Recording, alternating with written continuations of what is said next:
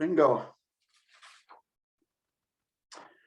Okay, well, welcome everybody. My name is Barry Randall. I'm the Ontario team lead for Lake Huron Forever, and I work with the Sustainability Project here in Ontario. And I'd like to welcome you to this Lake Huron Forever Learning Circle. And we've got an exciting agenda, which Julia was sharing on the screen a little bit earlier, but hopefully you've all had a chance to just have a quick look at it. There it is. So we don't have a lot of time today. Everybody is busy. And I think hopefully it'll be a bit of a sunny day. We can all get out for walks and things like that. But this is a regular event that we've been having over the last few years on both sides of the border. The peer-to-peer learning circle, and it's meant to share projects and information from both sides of the border for the benefit of literally of Lake Huron and its watersheds. As you know, I believe the main function of the Lake Huron Forever group is to implement green infrastructure projects to better prepare our communities and our landscapes for extreme weather events. So with all the extreme things going on around the world, I'd like to just first I'll acknowledge Abby Ertel and Samantha Nellis and Julia Butch, who are on board here representing the Michigan team, and myself and Aaron Laurie and Lee Gregg here from the Ontario team, and also the presence of the community foundations from both sides of the border who play a big role in the Lake Huron Forever group. We'll hear after the presentations, we'll hear more from those folks. But at this point, I'd like to throw it over to Lee Gregg from the Ontario team to just offer a land acknowledgement from the Ontario side, and then simply over to Meg Schwartz, who will offer a perspective from the Michigan side. So everybody okay? Wave your hand if you're okay. Everybody's okay. Okay. Over to you, Lee. Thanks, Barry. My name is Lee Gregg with Sustainability Project. My family and I are settlers here in the traditional territory of the Saugeen Ojibwe Nation. So although all of us are meeting here virtually, we're all standing on traditional land, should be acknowledged. I would like to acknowledge that the land I'm standing on is the traditional territory of the Anishinaabe Nation. And that's the people of the three fires known as the Ojibwe, the Odawa, and the Potawatomi nations. I'd also like to give thanks to the Chippewas of Saugeen and the Chippewa-Nawash Unceded First Nation, now known as the Saugeen Ojibwe Nation, as the traditional keepers of this land. And we at the Sustainability Project, we respect you and your connection to nature. While a lot of my Indigenous neighbors have been fighting for equality, a lot of settlers have been busy building equity. So I'm growing ever more aware of the inequality in North America between Indigenous neighbors and ourselves, and the systemic racism that exists. So I just want to acknowledge that that this is traditional land, and now I'll pass it over to Meg. Thanks, Lee. Yeah, just sharing some perspective from the Michigan region as we come together to discuss the Lake Huron watershed as a whole and its stewardship. Similarly, we acknowledge that much of the Great Lakes region is the ancestral, traditional, and contemporary lands and waters of the Indigenous nation, including the Anishinaabe, the Three Fires Confederacy of Ojibwe, Odawa, and Potawatomi people. We also want to acknowledge our many more than human relatives, the original caretakers of our lands and waters who call this region home and have done so since time immemorial. So land and water, that is traditional land and water. Okay, thanks, Meg. And I'd just like to offer one water acknowledgement that we also acknowledge the region's many more than human relatives that have been inhabitants of the Great Lakes since time immemorial. We also acknowledge the spiritual worldviews on the sacredness of water shared across many, if not all, Indigenous communities of the Great Lakes. So thank you all for doing that. And before we get into the presentations, which include Lee Gregg talking about the landscape regeneration project, Jeff Graham talking about stormwater parking lot systems, Meg about marine debris, and finally Abby Ertel. Is Abby on the call? Where is Abby? Raise your hand, Abby. There you are. Hi, Abby. And we'll be talking about the One Water gathering. But before that, I'd like to throw it over to Julia Butch to launch us into a Jamboard activity, and she'll explain what this is about. It's a very efficient way of sort of getting to know each other without having the opportunity to simply shake hands and whatnot. But over to you, Julia, to run us through the Jamboard. Yeah, hi everyone. My name is Julia Butch. I'm with Huron Pines AmeriCorps on the Michigan side of the lake.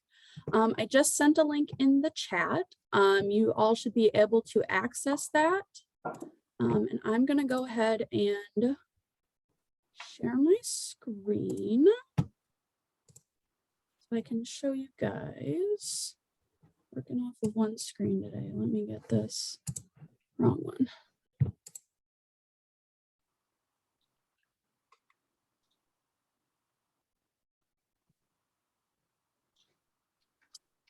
So let me move this over. All right, so this is our Jamboard. So these are our instructions. So if you guys tab over to the next slide up here, you'll see this lovely map. And if you can go ahead and create a sticky note, click a sticky note, put your name and affiliation, and you can click and drag that over anywhere on the slide. And then if you could draw a line to your location, you can put your sticky on top of where you are, just something to indicate your locality. And then if you click over to the next one, you'll see a slide here that says, what are you most excited for? This is just a little spot for us to share some of our upcoming projects. So just put a little blurb of what you're looking forward to and your name. If you guys could do this sometime during the meeting, we are gonna clean it up and then send it out to everyone afterwards. So if you don't get a chance to review it after everyone has completed it, you can see it then. And I also have, I'm gonna stop this share.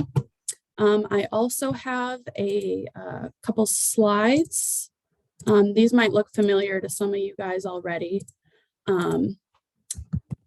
But if you haven't filled out one of these slides before, if you could do that as well. And if anyone is having any access issues, chat either Lee or I, and we can get your information up there.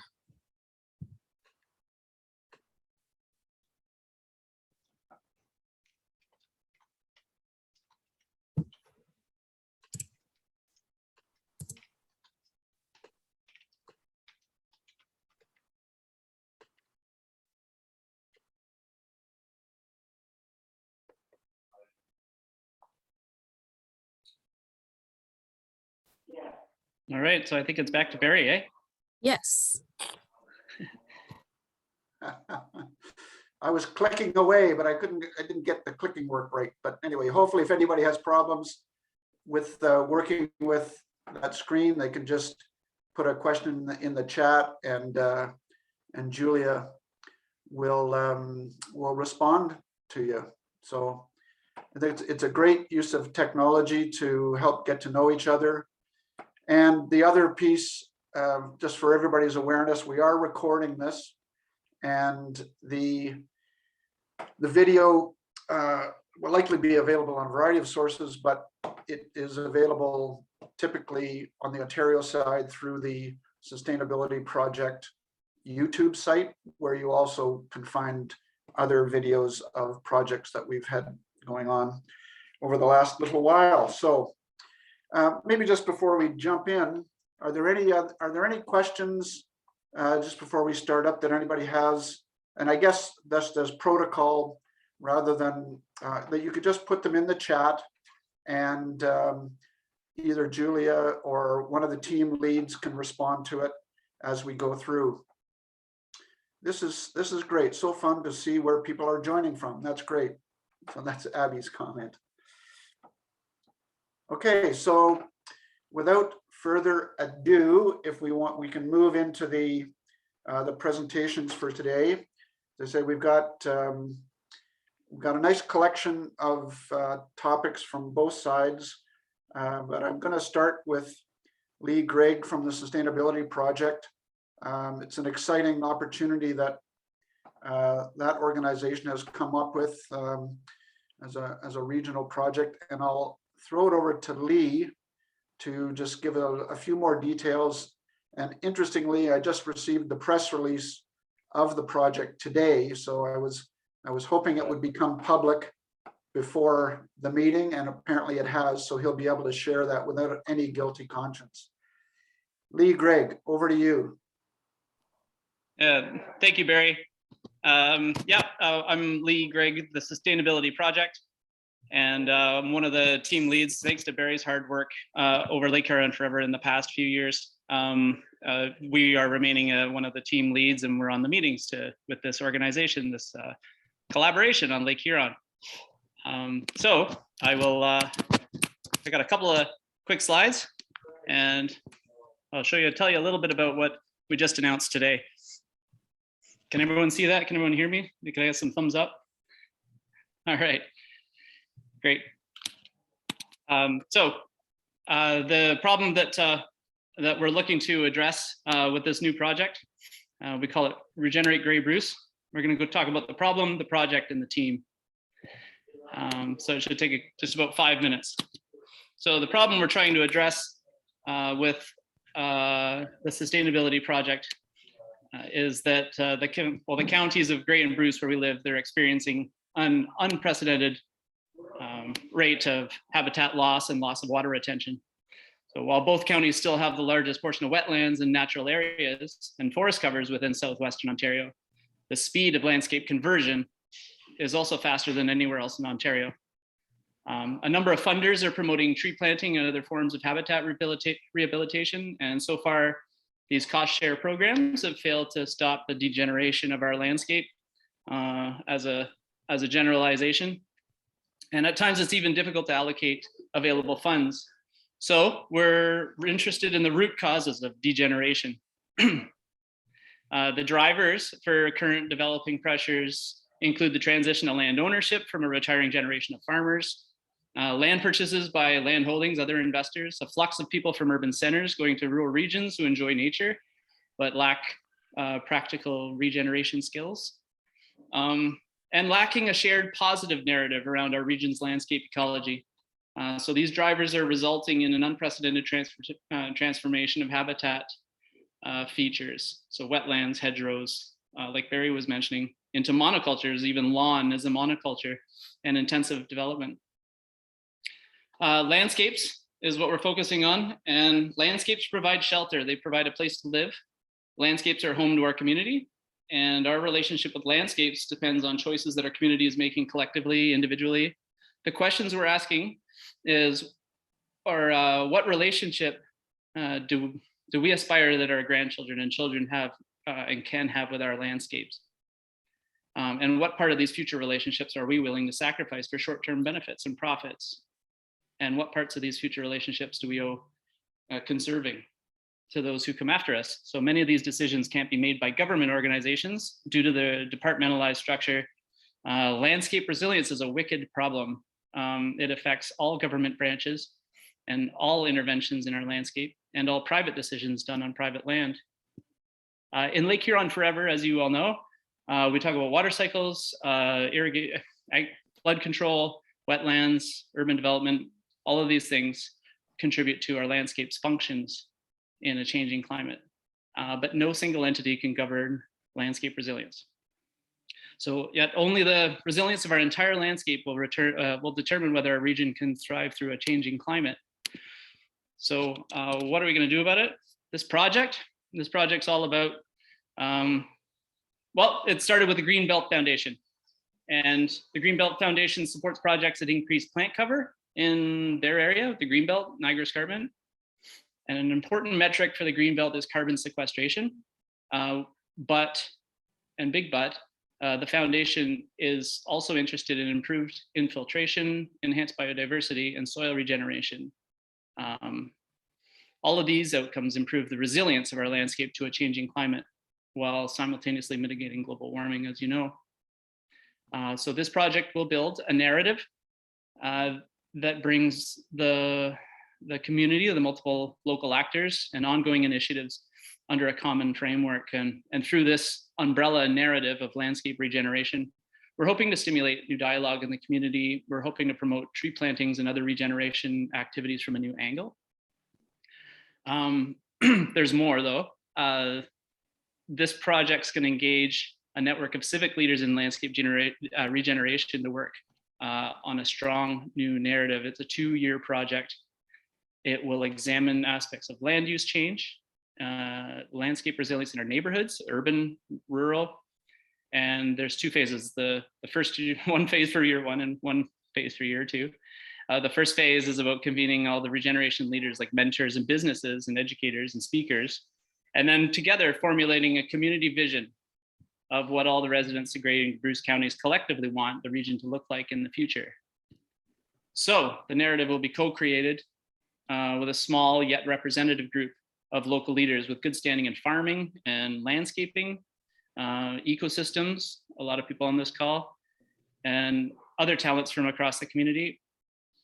And as you can see from the slide, it'll examine multiple functions that our landscapes have and contribute to our region. So ecologic functions, social functions, economic functions, and cultural. So in a nutshell, this initial research in year 1 will aim to discover what adaptations people can make and what they want to make in order to leave behind a resilient community for the children and grandchildren. In short, we're hoping to find out what a desirable landscape might look like when we talk to everybody. And the second phase of this project will amplify the visibility of this network. So it'll promote the new landscape and development narrative. It'll promote it to key decision makers. In short, we want to mainstream regeneration and nature-based solutions. So starting today, and literally we just sent out the press release an hour ago, we're looking to build networks with local leaders who have what we say lived experience in regeneration. And we're relying on individuals who have skills that they could share, pilot projects maybe that they want to shine a light on, or businesses that offer regeneration services. I'm not sure who that is. That was a public domain image. We're also seeking out educators who are comfortable speaking about regeneration. The grant that Sustainability Project got, it'll provide funding for coordination and developing a training package for these regeneration leaders, funding for communication, education, and what Barry does so well, community facilitation. The project anticipates also working with media and promoting the vision to councils. 2 minutes, Lee. Thanks, man. Yeah, I'm almost done. I'll just show you the team. Oh, the long-term goal for long-term sustainability of this project may include working groups. It may even be a co-op of landscapers. So like an online, you'd order a landscaper who is educated in regeneration, depending on what you want to landscape by your lawn. But this is us, and we're formerly known as GBCESNA. We're a not-for-profit that brings together community members who reside in this region, the region of the traditional territory of the Saugeen Ojibwe Nation. Our board has redefined who we are this past year, and we're dedicated to creating a culture of sustainability. We're all, the board members are civic leaders and champions of projects. I'll conclude by just saying that the group we've assembled, together we're learning about climate action. This is all learning for us. Resilience to extreme weather, landscape regeneration, climate justice. We're learning about food security and the whole donut when we talk about donut economics. That's an overview, high-level overview of what we're doing. Yeah, great. Thanks, Lee. And I do just want to acknowledge that obviously some of these topics we could have discussions for a long time, but the protocol for today is put your questions in the chat, and one of the facilitators will ask those questions. So you can put them in any time throughout the presentations. And if we keep on time, if I don't talk too much, if other people's, we will have some time before 11:30 to deal with some of the questions or after each presentation. So, but seeing no questions in the chat at this point, I think we'll just move on to the second presentation, and that'll be Jeff Graham. And Julia, I believe, is going to share Jeff's screen, not his screen, but her screen with Jeff's presentation, and move it along as Jeff nods his head and says, move it along. And so on behalf of the Sustainability Project and Lake Huron Forever, I'd like to welcome Jeff Graham from GSS Engineering and make sure that Jeff unmutes himself. There you go. Okay, all right. Welcome, Jeff. Yeah, thanks, Barry. I'm just down the road from Barry, and I'm speaking in our bombshell office, so it might be echoey. I apologize. So I'm a professional engineer, and I'm president of our engineering firm in Owen Sound here, GSS Engineering. And this project is really just on the other side of our office. It's a storage unit development, so it's all steel roofs, it's all asphalt, it's pretty industrial. And the interest here was to try and infiltrate as much of the rainwater on site to prevent any damaging heavy storm flows from going over the edge of the valley, which we sit just next door to the Potawatomi River. So if we can go to the next slide, please. So the Great Bruce Water Company, Inc. is our client. Again, right next door. They wanted to develop about a half hectare, so a couple acres of land to house 5 mini storage buildings. And of course, that's surrounded by asphalt driveways. So it's basically going from a very pervious type environment to impervious. And the objective was to infiltrate as much rainwater from all the roofs and the asphalt to the native soils below.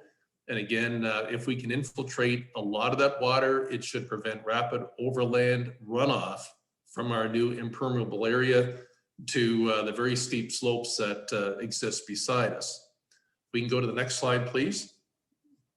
And I just got a few pictures of just how this looks. Now, this was taken just a few days ago. We've had a ton of icy conditions recently. And so our asphalt out there a few days ago is very icy.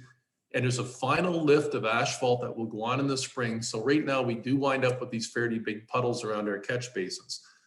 But the total area of our buildings and our asphalt's about 5,500 square meters. Next slide, please. Just another shot, again, just underscoring it's all impermeable now, the area of roofs. The building in the background is not ours. We do not attempt to receive any water from that neighboring property. Next slide. Just another shot of, I'm going to call it the runway or the driveway up between the two adjacent buildings. And just a note, the roofs on these buildings are steel because when we talk about low impact development stormwater systems, I think a big risk is the clogging of these systems over time from all sorts of, mud, silt, gravel, road sand. And in this case, another one would be the grit that comes off of conventional asphalt shingles. So we don't have those, which is great. Next slide, please. So there's one of our typical catch basins shrouded in ice, but we have 12 of those scattered around our property. Each one connects to each other with horizontal runs of perforated polyethylene pipe. So 4-inch diameter pipe full of holes, and they sit in what we call clearstone. We're going to talk about clearstone quite a bit. Next slide, please. And what we're trying to do is really let a large volume of water get into this clearstone really fast. And when we do that, we've got to let the air out somewhere. So we actually have vent pipes that allow the air to escape from the clearstone quickly as well. And as that water sinks into the native soils below, to let the air back in. I think this is probably something that gets commonly overlooked with any kind of underground water storage systems. Next slide, please. So this is just the first page of our engineering drawings. Nothing really exciting there. Next slide.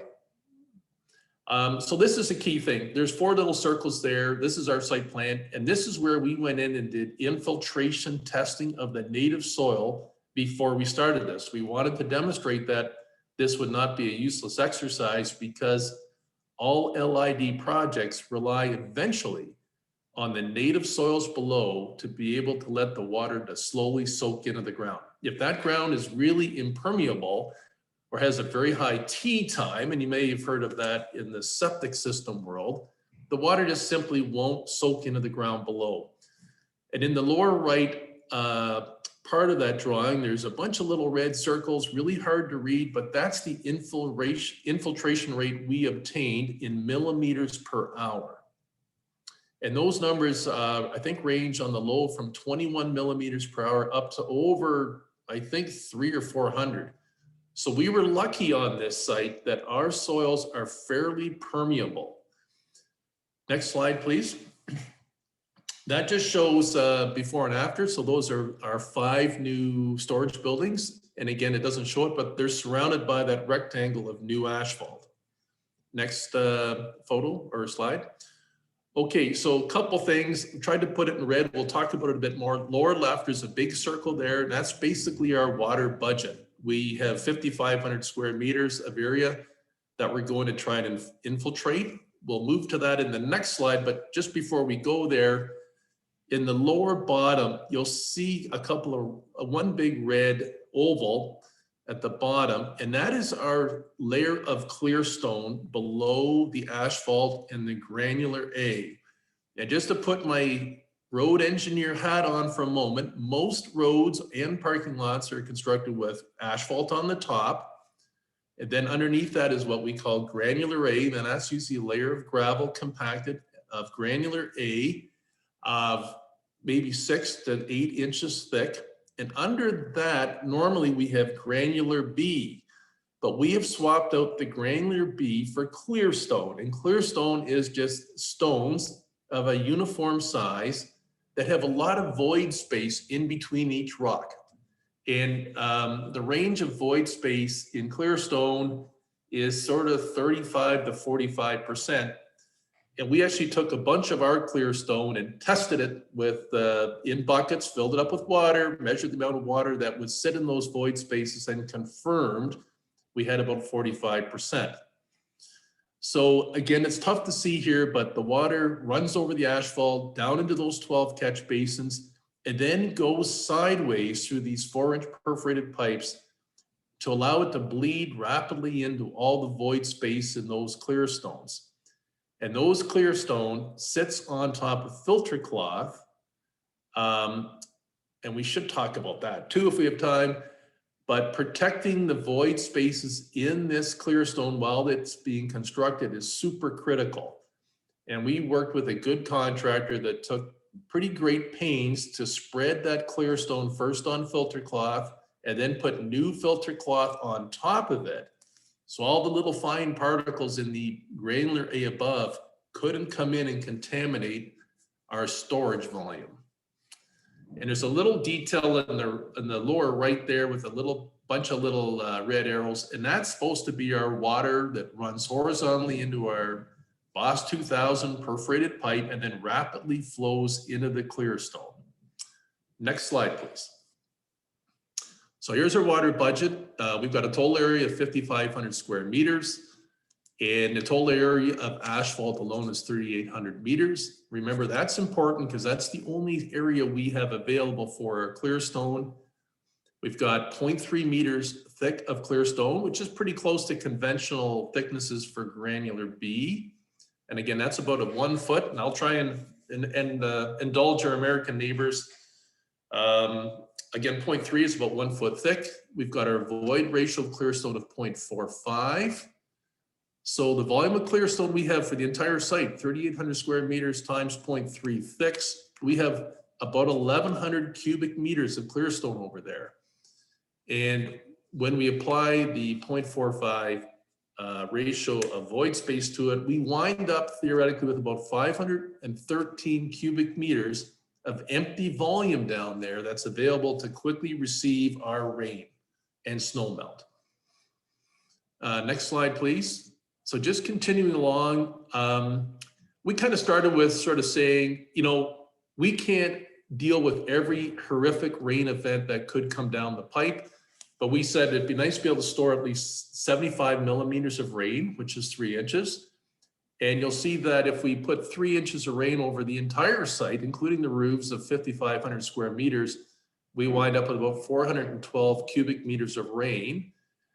So it appears on paper, we can take 3 inches of rain fast and hold on to it, but we could probably also likely absorb 100 millimeters of rain, which is 4 inches, because as soon as the water goes into that clearstone, it will start to soak into the sandy soils below. So that point number 9 was sort of our bottom line. We took our various infiltration rates and said, well, sort of not the worst case, but sort of at the lower end, if we assume that it soaks in at 50 millimeters per hour, we should be able to soak in 190 cubic meters of water an hour over our 3,800 square meters.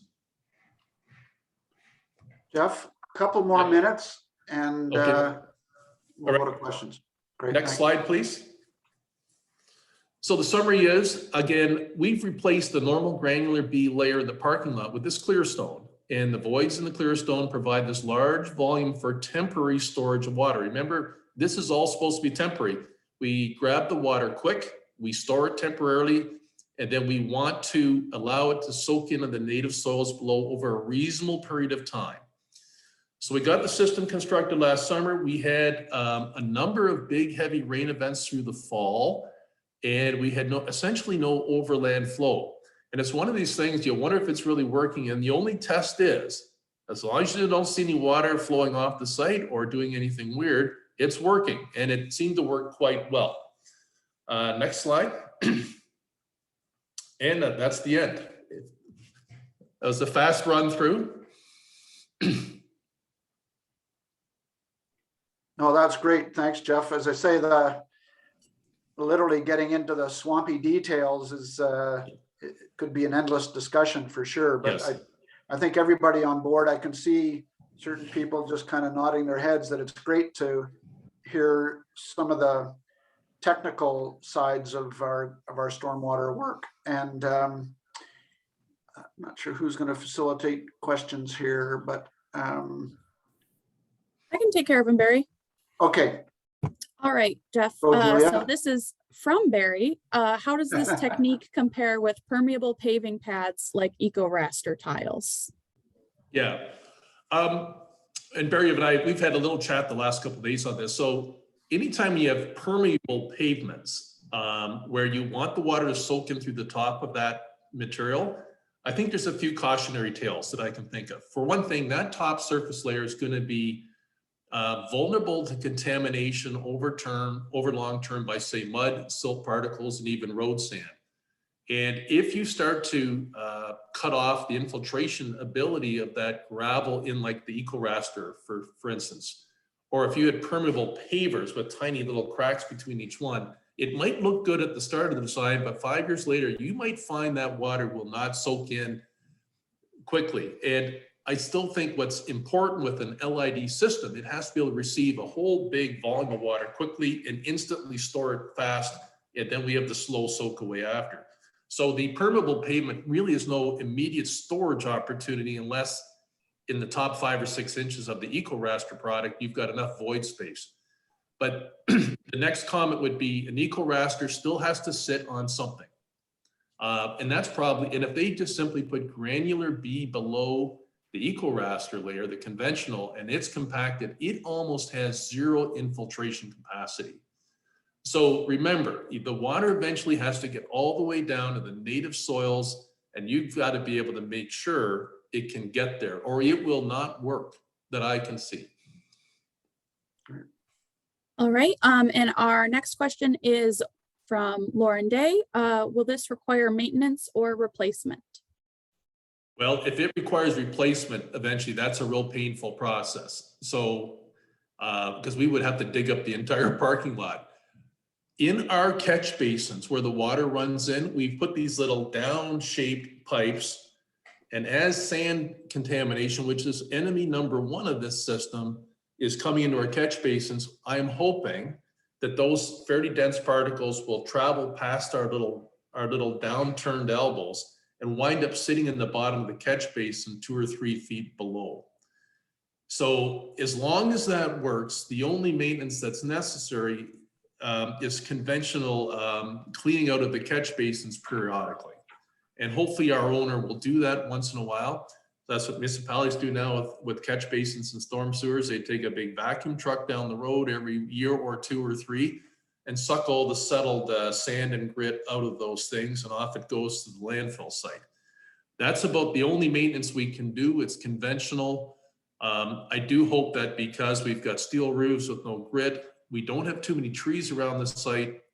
Hopefully that our contaminant load on the surface will be low, but that's our #1 risk factor is long-term contamination with sand, grit, or silt in our system.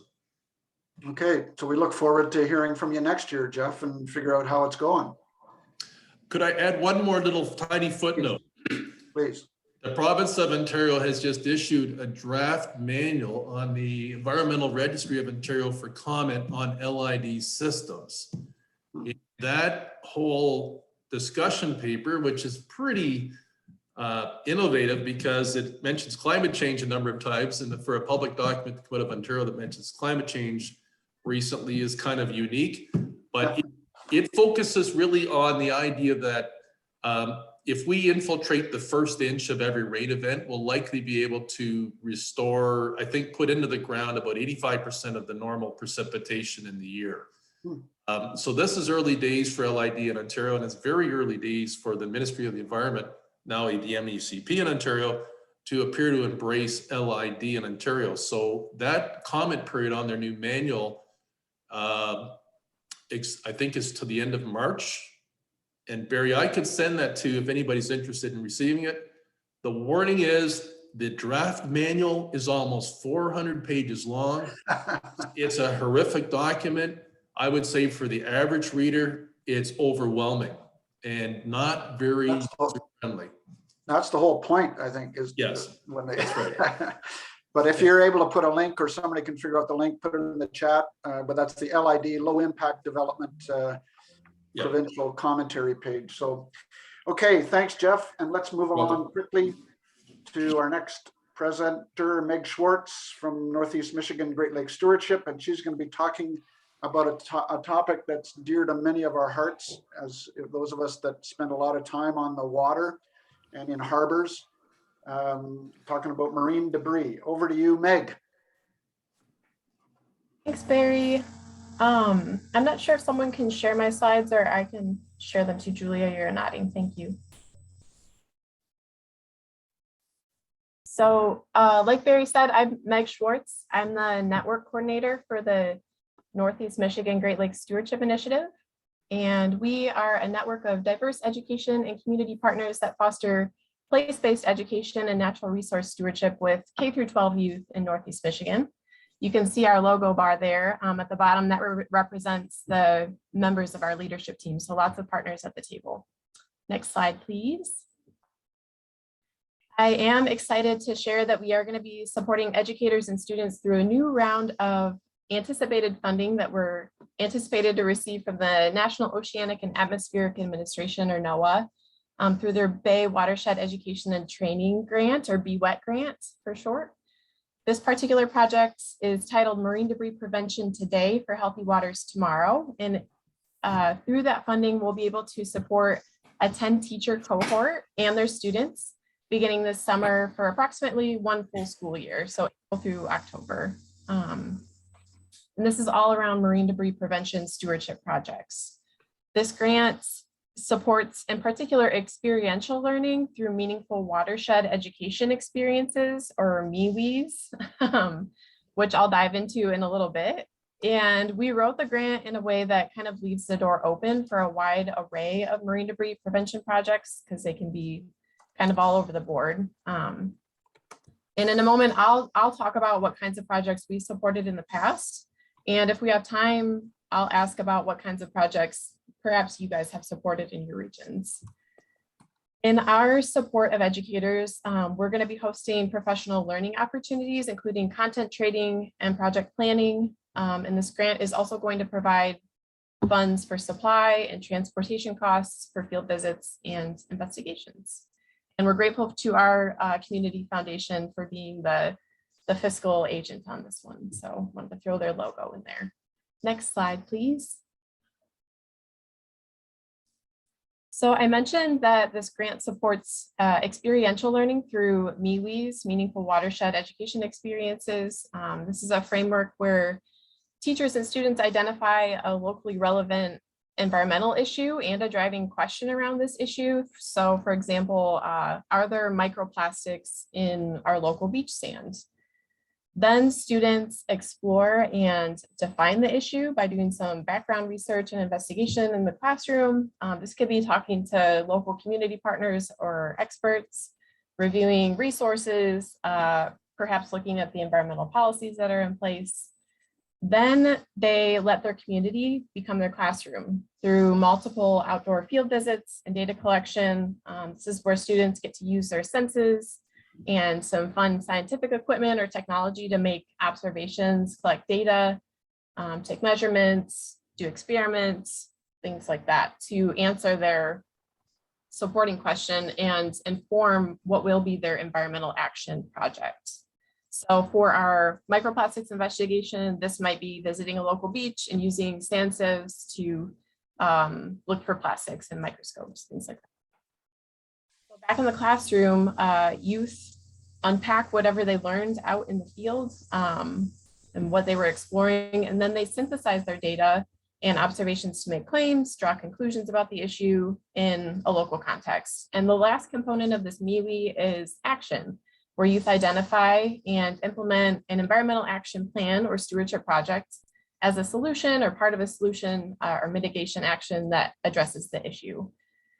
So if they found microplastics in their beach sand, what are they going to do about it? And this could be in the form of a restoration project. Maybe this is a series of beach cleanups. This could be looking at everyday choices. So how could they prevent marine debris at their own school or in their own classroom? It could be community engagement, so presenting to local stakeholders, or civic engagement, talking with local decision makers, things like that. Youth voice is a super important component in this portion of the project and through all portions of a MIWE. Next slide, please. So these MIWEs align almost perfectly with our place-based stewardship education model. We really emphasize the importance of local school community partnerships. So youth are able to see who is doing the work in the community in terms of conservation, possibly contribute to a partner's ongoing work or research. And then of course, like the career exposure is an added bonus too, where students get to see different types of either local decision maker careers or conservation careers. Next slide, please.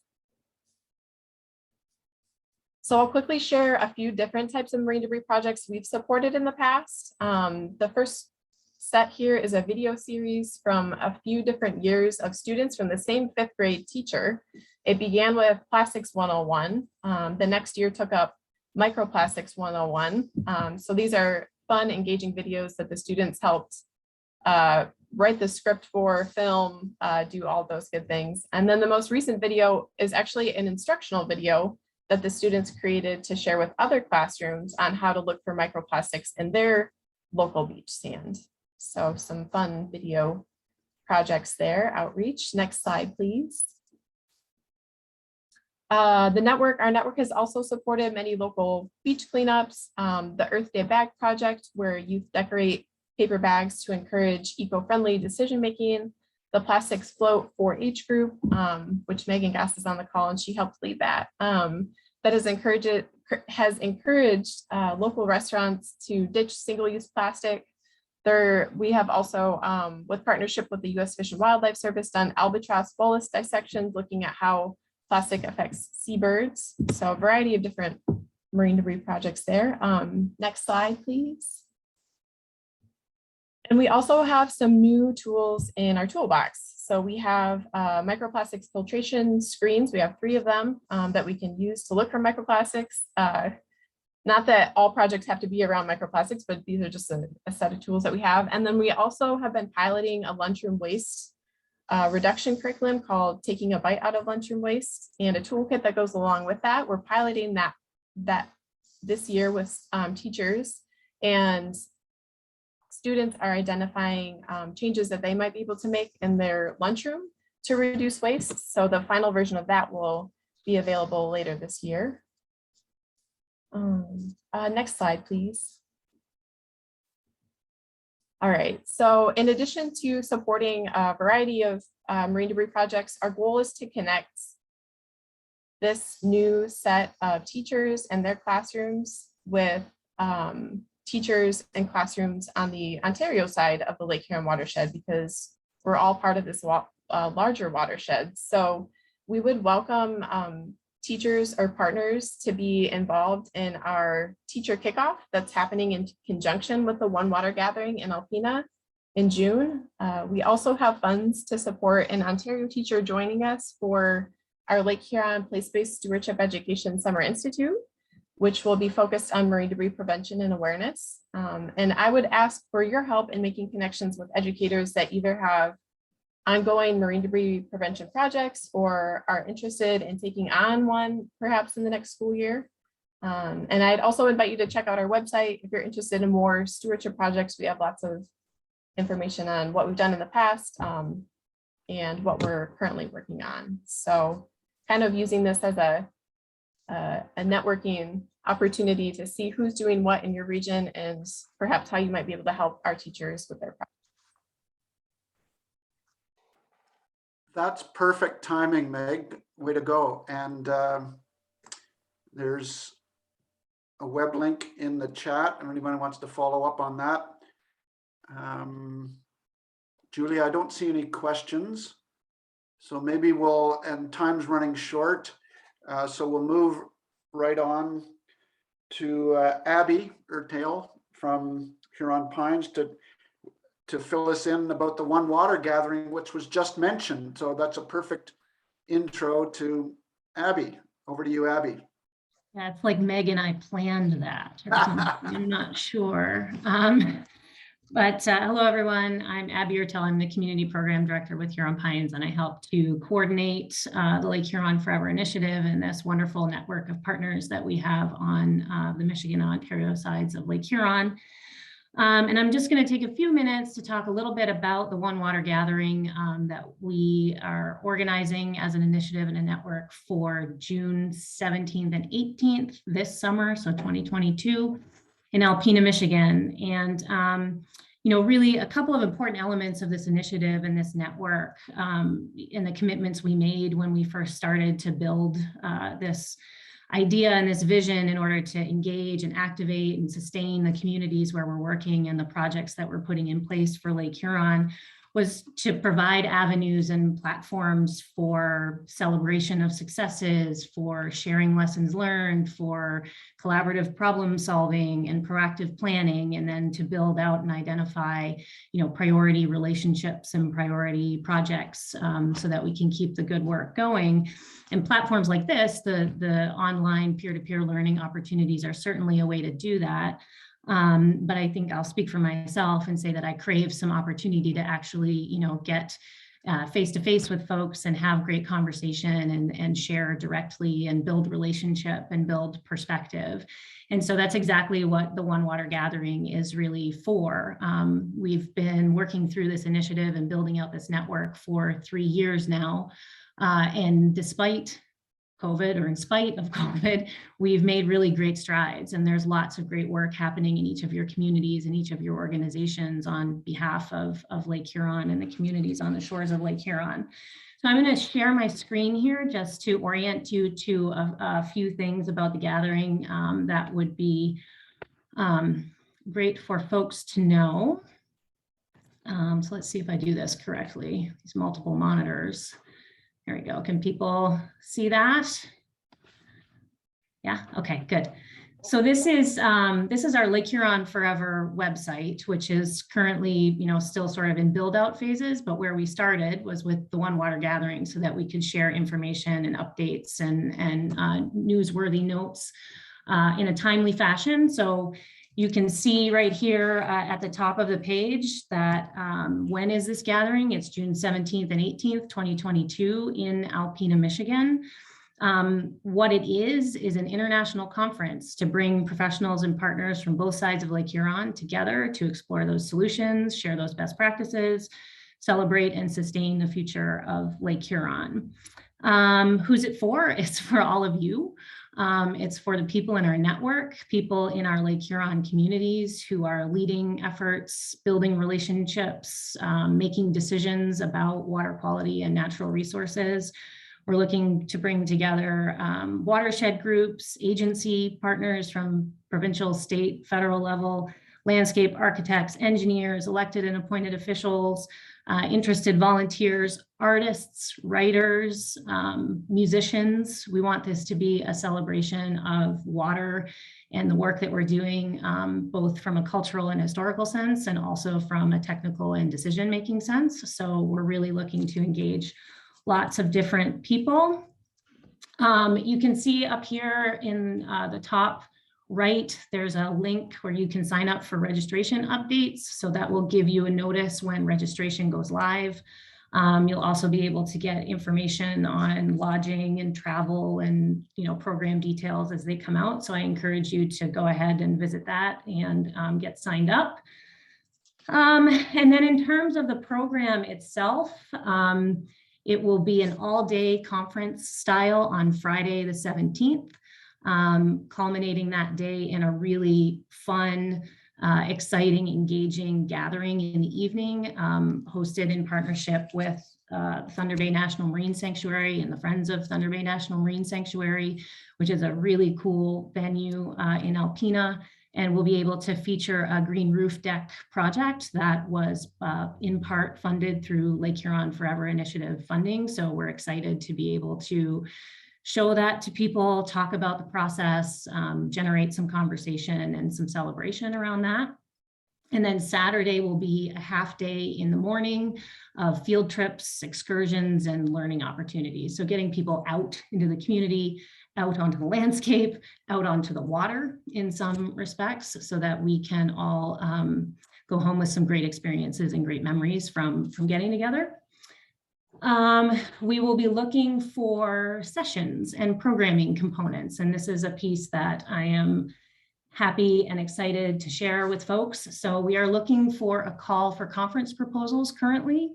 And they can fall in any of these sort of example sessions or tracks. So linkages to community programming, technical components like the engineering presentation we had here today, financing, how do we sustain this work? How do we leverage dollars for water quality protection and community vibrancy?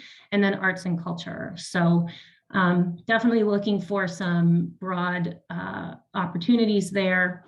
There is a link here to download the call for proposals, which gives you more information, also an opportunity to submit ideas for field trips or excursions that you would like to lead.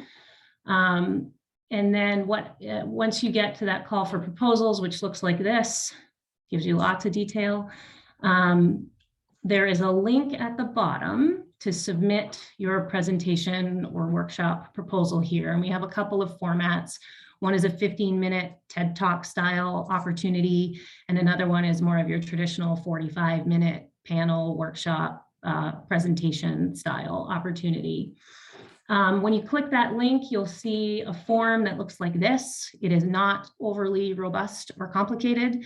We tried to make it as easy as possible. So contact information, who you're representing, the type of presentation that you would be most interested in, where you see that fitting in some of those categories and tracks, and then a quick summary so that we get a sense of what it is that you're hoping to share with the group. The deadline to receive these proposals is this coming Monday, March 7th. I realize you're hearing that on March 1st if you haven't seen it before. So I would encourage you that if you have an idea or an interest to go ahead and submit something. There will be follow-up conversations after we receive these proposals. Or if you have questions or you're not quite sure if what you are looking to potentially present you can reach out to me, and I'll put my email in the chat, and we can have a conversation too. So don't let the deadline keep you from submitting something. I also ask that you keep an open mind about the travel and some of the logistics around getting to Michigan. We are working really hard as a steering committee and as a core group of partners to try and provide opportunities to overcome some of the barriers to travel, be that cost or what else it might be. So there will be more conversation and information about that. Our network and our partnership is international. It's both sides of the lake. And so the goal is to have all of that represented in a balanced fashion at the gathering. So we're here to have conversations. Stuart Reed with the Community Foundation Grey Bruce is part of that planning committee, as is Barry. So we're here to help try and overcome barriers and challenges to being part of this gathering that we're all really excited about. And I'd say a big thank you to Stuart and Patrick, who is also on the call from Community Foundation from Northeast Michigan, who is certainly working hard as a person in Alpena and an organization in Alpena to make this a really exciting and welcoming opportunity. And we're just looking forward to getting people together and celebrating Lake Huron. Okay, great. Thanks, Abby. And there's a few of us on the call who attended a conference in Michigan a few years ago as we kicked off the Lake Huron Forever Piece. And I think it had a really important role in creating relationships between people on either side of the lake, understanding how much we have in common. I know we're running a little bit short of time, so I'm going to just chop things up a little bit here and I'm going to ask Stuart. Stuart Reed is actually the person who invited me to be part of this, our organization, to be part of the Lake Huron Forever. So I want to give Stuart just a 2-minute opportunity to give us, and I'll keep you on time on this, Stuart, 2 minutes. Just the Community Foundation perspective in Ontario, and how things are moving ahead with respect to projects happening on the ground. Thanks, Barry. Each of the community foundations that are involved in the Lake Huron Basin, and Abby's mentioned our partners in Alpena at the Community Foundation Northeast Michigan and Bay Area Community Foundation. Our goal with our action agenda for Lake Huron Forever is really to support creative and innovative projects on the ground related to nature-based solutions for stormwater management. So we are actively seeking funding from partners and corporations, and there will be opportunities to apply for support. The best way to do that is to let Barry or Lee at Sustainability Project know about what you're working on. We have an ongoing inventory of on-the-ground projects that we're continuing to build and update. And from that list, there will be an invitation to apply for funding when those dollars become available. So it is something to, we want to keep the conversation going. We want to know about what's happening in terms of best practices and projects that you might be working on or that you may know of. And yeah, so keep us in the loop, and fingers crossed, we're going to have an opportunity to offer some support in terms of dollars related to your project completion. So thank you for your participation today as well. Okay, thanks, Stuart. And I think there's, the one question from Joanne about the detail required for the applications. I think you're still in the formative process of defining those pieces, I guess. There will be an application, probably quite simple. We'll try and keep it as brief as possible, and we'll be assembling an adjudication panel of local knowledge to help us adjudicate the intake. Yeah. I also want to mention, in terms of contacts, Aaron Laurie, who I'm going to put on the spot to say hello, and will be assuming the role as of April 1st, when I move on to other things, as the Ontario team lead. So I know many of you on the Ontario side know the work of the Lake Huron Coastal Center, and Erin is the lead of that organization. So she's another contact. Do you want to do a wave, Erin, and say a quick hello? Hi, everyone. I know a lot of you on this call, but yeah, for anyone who doesn't know me, my name is Erin Laurie, and I'm the Executive Director of the Lake Huron Coastal Center. We're a registered Canadian charity located in Goderich, Ontario. We've been around since 1998, and we work all along the Canadian shoreline of Lake Huron. So this seemed like a very natural transition as Barry moves on to other things. And yeah, if anyone wants to get in touch with me, our website is really easy to remember. It's lakehuron.ca, and my contact information is on there, and I'm happy to connect about any project ideas or anything really. Thanks, Erin. So I'll also, just following the agenda here, mention that the Sustainability Project and Lee Grigg will continue to be involved in the delivery of programs and services. And it was great to hear about the regenerative landscape piece. And the organization is also receiving some funding from Bruce Power, specifically dedicated to Lake Huron Forever project. So we'll continue to work with Community Foundation on defining the process to award those funds. So at this point, if anybody's got any other questions or comments, raise your hand or put them in the chat. And I guess, yeah, Stuart. I just wanted to also say that our general community granting program applications are open now for an April 15th deadline. So we fund projects $3,000 to $5,000. If this matches your scale, we'd love to hear from you. And I put our website in the chat if you want to go and read about our community granting program. Great. Yeah, that whole what grants are available out there is something that I'm not going to be upset to not doing too much of after March 31st. Lee Grigg, you got your hands up. That's why I had my hand up.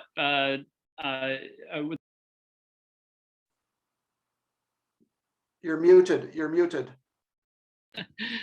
Thanks. That's why I put my hand up. Is this is probably one of the last binational meetings now that for Barry to coordinate now that he's retiring. And I just wanted to say on behalf of everyone, thank you for at least 3, maybe 4 years of work trying to get feelers out into communities and identify green projects, green infrastructure projects. It's been really great. And I know you're not going too far. We're all going to stay involved and stay connected. But I know I could probably speak for everyone involved to say that it's been really helpful to have you coordinate everything on the Ontario side. Thanks, Lee. Was there anybody else with their hand up? Okay, I'm only seeing one screen, but other than that, if there's no final comments, thanks a lot again, Lee, for those. And it's been a real pleasure to get to know the folks on the Michigan side and more the folks on the Ontario side that literally are coming together, you know, in the midst of all that's going on, not only in the world, but in our own neck of the woods in terms of the Ontario side and the intense interest there is in our landscape and water, and the potential for sustaining what we have for future generations, I think is a perspective, Lee, that particularly I've heard from you, and I really appreciate what you're bringing to the table. And thanks very much for taking over the lead with the sustainability project and rebranding and all those sorts of things. And Abby, I don't know, any last words from you? A big No pressure. thank you. No, that's fine. I will just follow along in the gratitude train here. I just, thanks to Barry and Lee and Julia for all the work you put into organizing today. I think it was a great presentation, and I hope to have more conversations with many of you about the One Water Gathering and getting everyone together. So. Yeah, that's a great opportunity, and here's to borders being open without going into too many details. Okay, well, Hannah, did you want to say something? Or you just got your hand up? I was just nodding along and agreeing with your sentiments. Okay, I thought you were waving. Okay, everybody get outside and go for a good walk today. And if you want to stay in touch, of course, now there's the Lake Huron Forever website. So I think we'll keep you informed about future, not only the One Water gathering, but other peer-to-peer learning circles. And on both sides of the border, I know there's opportunities to get more directly involved with the Lake Huron Ontario team and the Michigan team. So contact those that have been mentioned, and we'll continue to do this great work. Thank you. Oh, have a good day.